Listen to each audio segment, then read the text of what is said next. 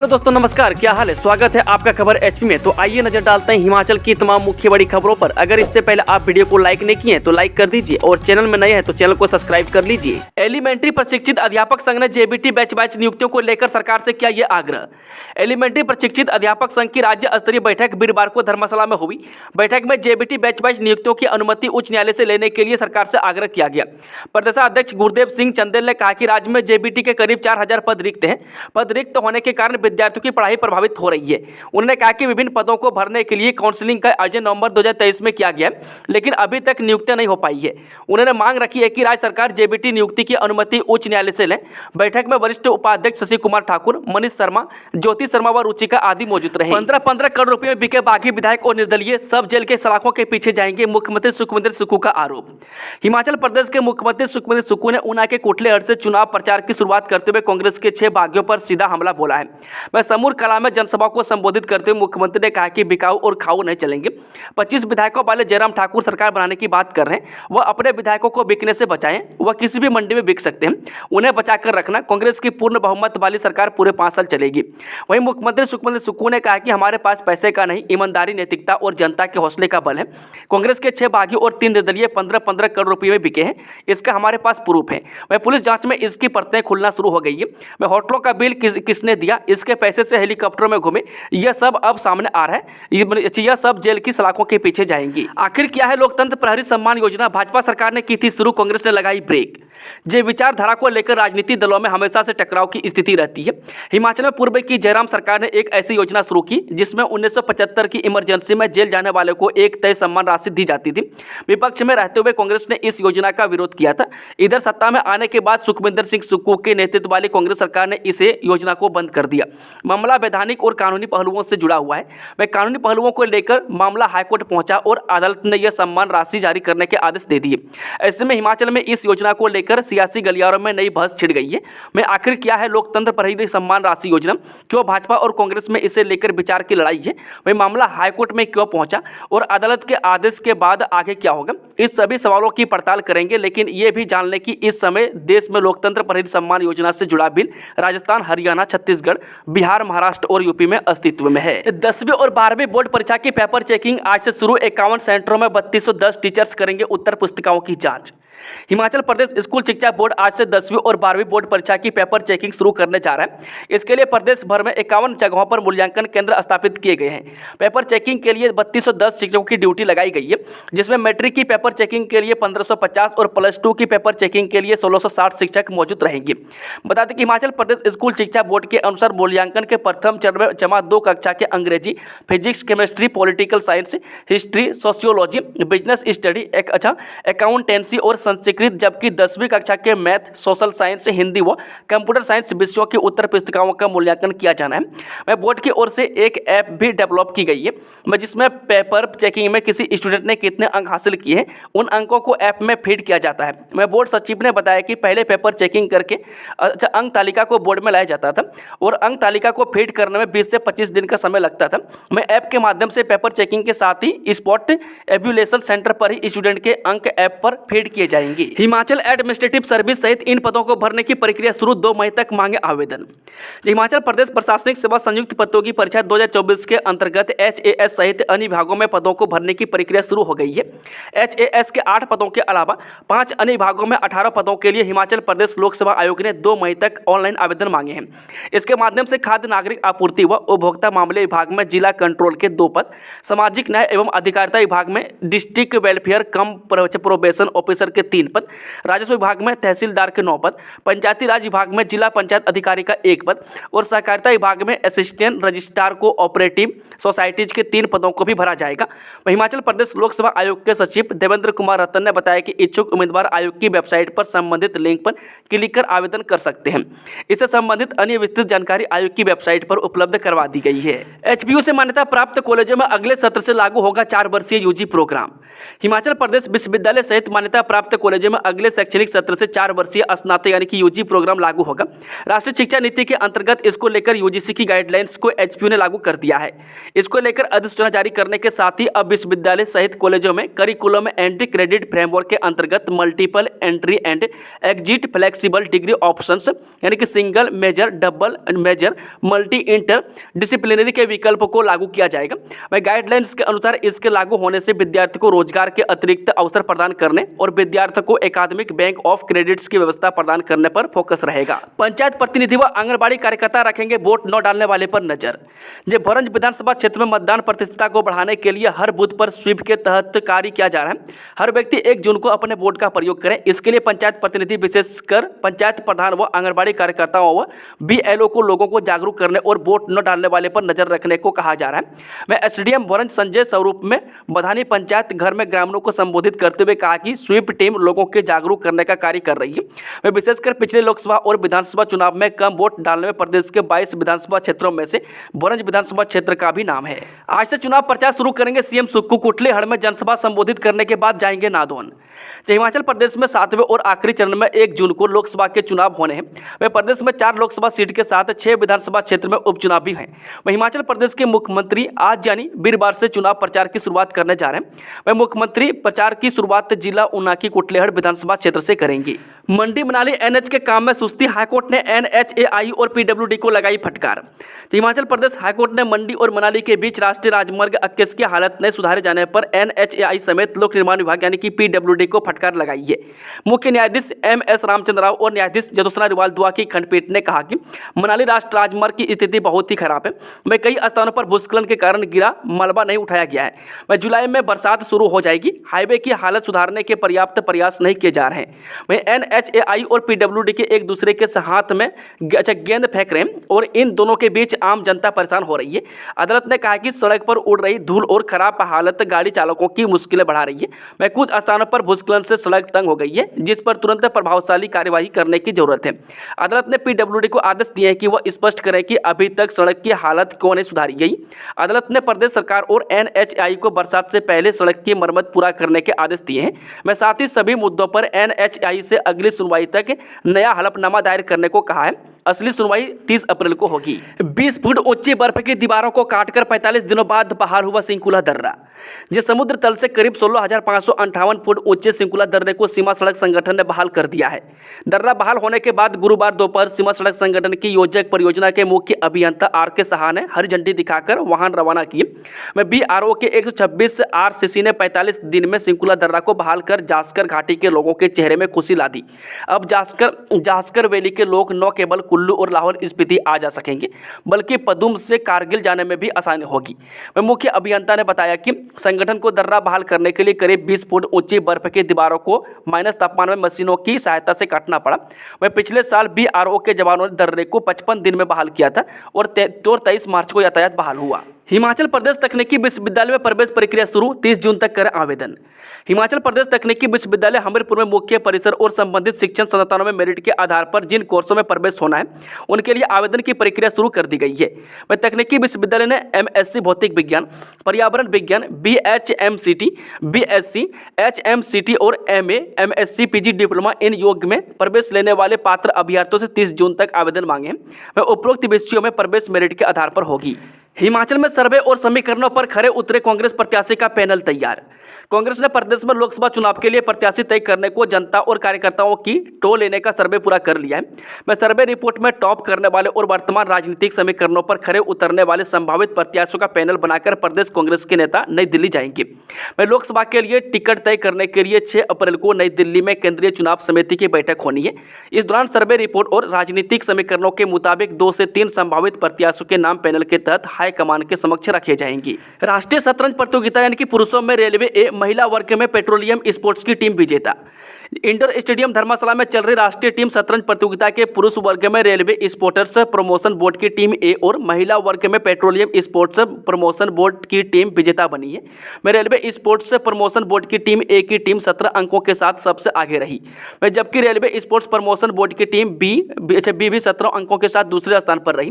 प्रतियोगिता में कुल 9 राउंड के बाद बाद गुजरात ए टीम ने 12 अंकों के साथ तीसरा, हरियाणा की टीम बी ने चौथा और तेलंगाना ने 5वां स्थान प्राप्त किया, जबकि तमिलनाडु ए टीम छठे, महाराष्ट्र ए टीम 7वें, LIC की टीम 8वें, BSNL 9वें और आंध्र प्रदेश ए टीम 10वें स्थान पर रही। वहीं हिमाचल की टीमें 22वें, 27वें, 28वें और 30वें नंबर पर रही है। वहीं महिला वर्ग में 14 अंकों के साथ पेट्रोलियम स्पोर्ट्स प्रमोशन बोर्ड की टीम ने पहला स्थान हासिल किया, जबकि तेलंगाना की टीम दूसरे और LIC की टीम तीसरे स्थान पर रही। शिमला शहर में पीने का पानी महंगा, शहरवासियों को बढ़ी दरों का जारी होंगे बिल। हिमाचल प्रदेश की राजधानी शिमला में कूड़ा शुल्क और प्रॉपर्टी टैक्स की दरें बढ़ाने के बाद शहरवासियों को एक और झटका लगा है। वह शिमला शहर में पीने का पानी भी महंगा हो गया है।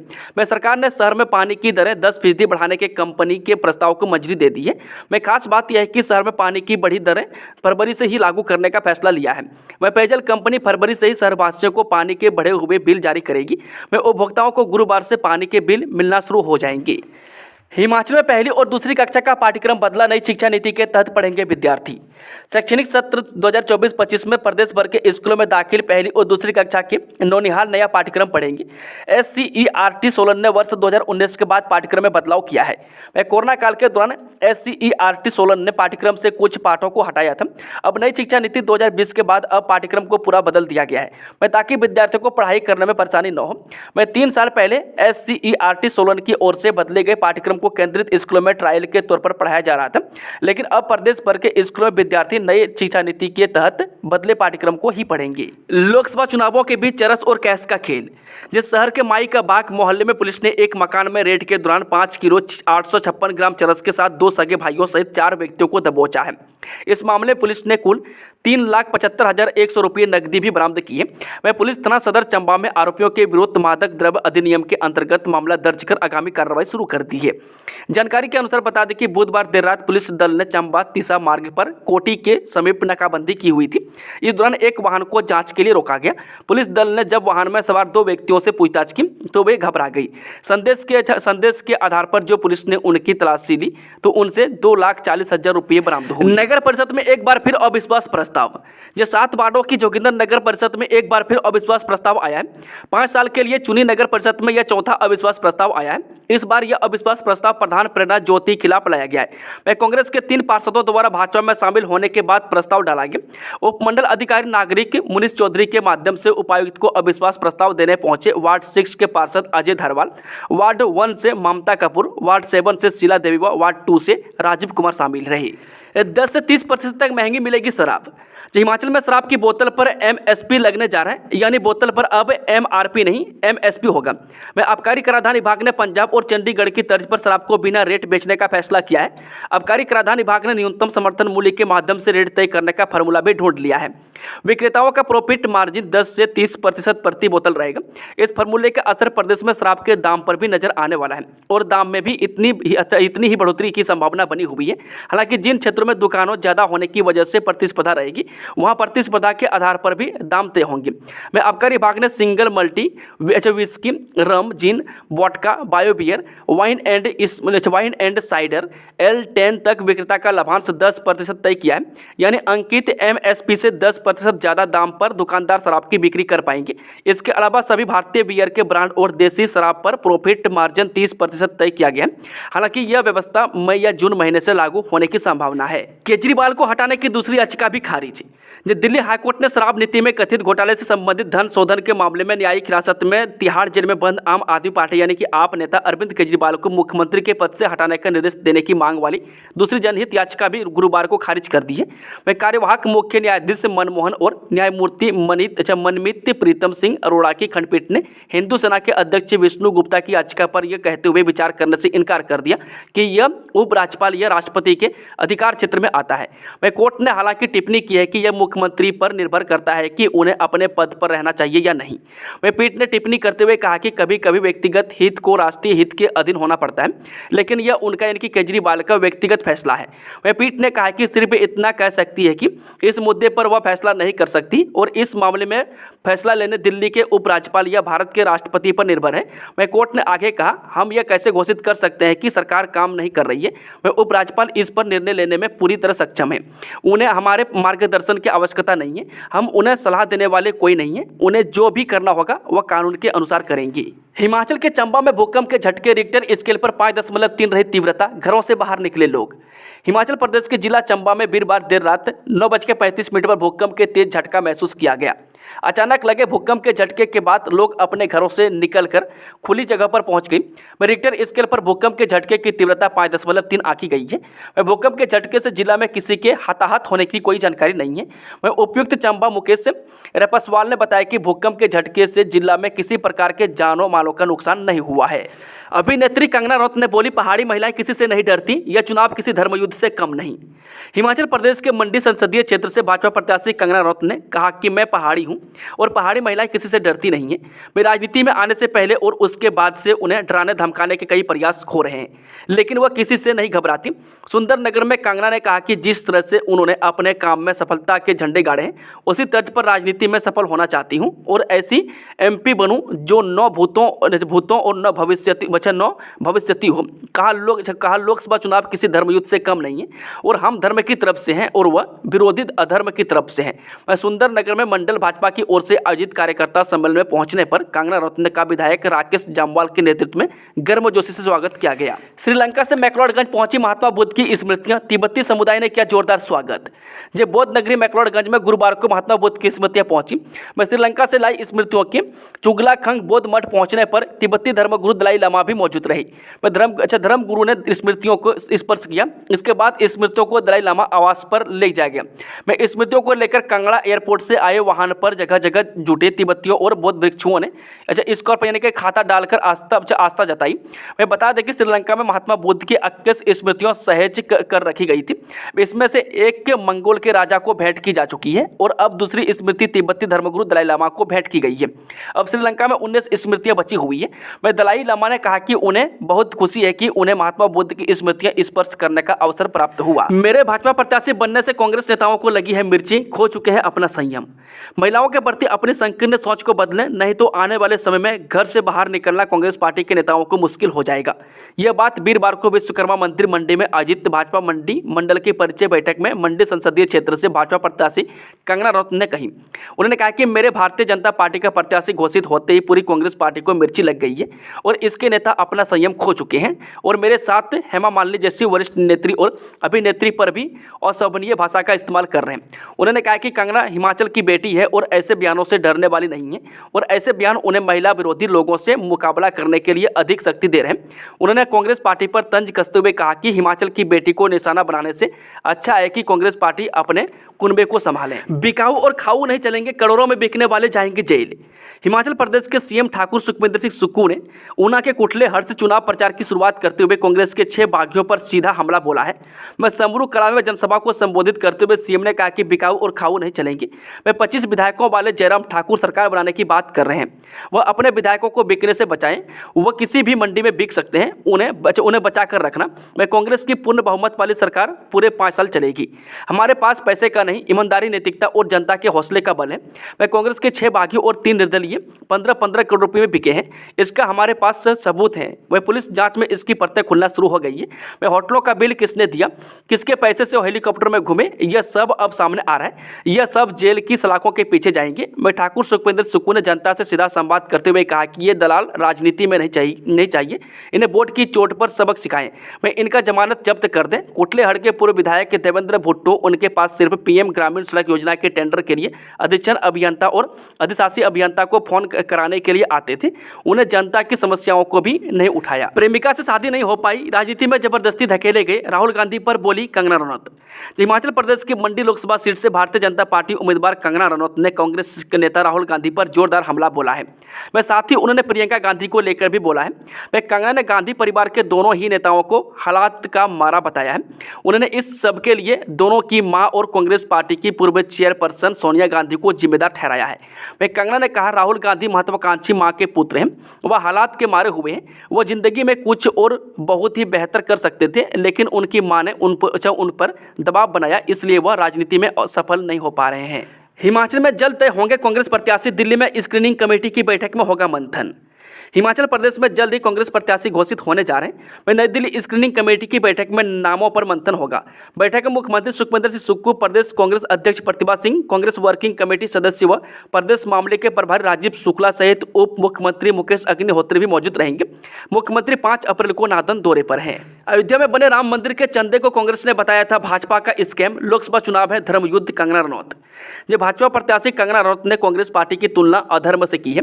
वह कंगना ने आज मंडी जिले के विधानसभा क्षेत्र सुंदरनगर में मंडल भाजपा पदाधिकारियों और कार्यकर्ताओं को संबोधित करते हुए मंच से कांग्रेस पर जुबानी हमला बोलते हुए कहा कि कांग्रेस पार्टी ने अयोध्या में बने राम मंदिर को लेकर इकट्ठा किए गए चंदे को भाजपा का स्कैम बताया था। वह कंगना रनौत ने कहा कि कांग्रेस को होश नहीं रहा कि और कुछ भी बयानबाजी कर रहे हैं। वह देश में कांग्रेस द्वारा कुबुद्धि और कुराजनीति के खिलाफ भाजपा को लड़ना है। वह राम मंदिर को मुगलों द्वारा तोड़ देने के बावजूद भगवान राम से जुड़े साक्ष्य वहां मौजूद थे, लेकिन इसके बावजूद कांग्रेस भगवान राम और मंदिर को काल्पनिक बताया गया है। उन्होंने कहा कि कांग्रेस पार्टी सेना और शहीदों को लेकर अभद्र टिप्पणी करती है। भाजपा का सबसे बड़ा धर्म राष्ट्रवाद है और लोकसभा चुनाव 2024 एक धर्म युद्ध है। वह कंगना ने कहा कि मंडी और पहाड़ की लड़कियां हिम्मत और जोश के साथ दमदार हैं। कांग्रेस का ओपीएस के सहारे कर्मचारी वोट बैंक पर निशाना, 1500 वाली गारंटी से महिलाओं वोटरों को भी साधेगी। हिमाचल में मुसीबतों के बीच घिरी कांग्रेस लोकसभा चुनाव सहित विधानसभा उपचुनाव को ओपीएस और 1500 वाली गारंटी के दम पर जीतने को लेकर आश्वस्त है। वह सुक्खू सरकार ने अपनी पहली ही कैबिनेट की बैठक में ओपीएस लागू कर 1,36,000 कर्मचारियों के परिवारों को साधा है। इसी तरह देश में लोकसभा चुनाव और कुछ राज्यों में विधानसभा चुनाव के ऐलान से पहले ही कांग्रेस सरकार ने प्रदेश भर में अपनी 1500 की मासिक पेंशन की गारंटी को लागू कर 27 लाख से अधिक महिला वोटरों को साधा है। ऐसे में कांग्रेस दोनों बड़ी गारंटियों के सहारे हिमाचल में चुनावी पहाड़ को चढ़ने की उम्मीद है। हिमाचल की राजधानी में रहना हुआ महंगा, 1 अप्रैल से बढ़ा कूड़े का बिल व प्रॉपर्टी टैक्स। हिमाचल प्रदेश की राजधानी शिमला में 1 अप्रैल से रहना महंगा हो गया है। राजधानी में 1 अप्रैल से संपत्ति कर व कूड़े के बिल की राशि में बढ़ोतरी होगी। कूड़े की राशि में करीब 10% वृद्धि होना प्रस्तावित है। माना जा रहा है कि संपत्ति कर की दर में 8% वृद्धि होना तय है। वह कूड़े की दर में भी 10% वृद्धि करने का निर्णय लिया जा चुका है। यह हर साल लागू किया जाता है। वहीं शहर में अवैध निर्माण पर भी नगर निगम का डंडा चल गया है। वहीं नगर निगम ने शहर में बने अवैध निर्माण को गिराने के निर्देश दे दिए हैं। अभी हाल ही में नगर निगम ने शिमला में 10 अवैध निर्माण को हटाने के आदेश दिए हैं। कुल्लू और लाहौल की चोटियों पर बर्फबारी, ऊना में 35 डिग्री पहुंचा तापमान। हिमाचल प्रदेश में कुल्लू और लाहौल की चोटियों में अप्रैल में भी बर्फबारी का दौर जारी है। वह बुधवार रात को अटल टनल रोहतांग के साथ रोहतांग दर्रा सहित ऊंची चोटियों में बर्फबारी हुई। रोहतांग दर्रा व कुंजुम दर्रा में 10 सेंटीमीटर और बारालाचा में 5 सेंटीमीटर बर्फ रिकॉर्ड की गई। वह लाहौल के नॉर्थ पोर्टल सिस्सू में ताजा बर्फबारी के बाद सैलानियों का तांता लग गया है। वह गुरुवार को येलो अलर्ट के बावजूद राजधानी शिमला सहित प्रदेश के अन्य क्षेत्रों में मौसम साफ रहने के साथ धूप खिली। मौसम विज्ञान केंद्र शिमला ने शुक्रवार को भी प्रदेश के कुछ क्षेत्रों में बारिश और बर्फबारी का पूर्वानुमान जताया है। वह शनिवार से मौसम साफ रहने की संभावना है। दोस्तों, खबरों का सिलसिला समाप्त होता है। अगर जानकारी पसंद आई तो वीडियो को लाइक, शेयर, चैनल को सब्सक्राइब जरूर कर लें और कमेंट बॉक्स में अपना फीडबैक जरूर दें।